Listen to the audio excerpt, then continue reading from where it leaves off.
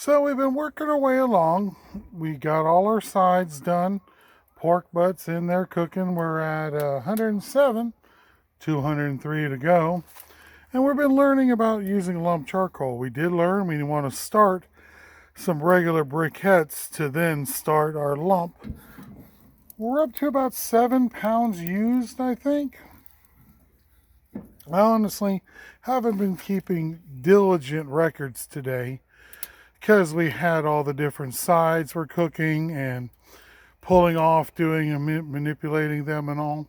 But still, I would say that the adding 1 pound and we're measuring it each time definitely seems to probably last a little longer than the briquettes. So first time using it, so far very pleased.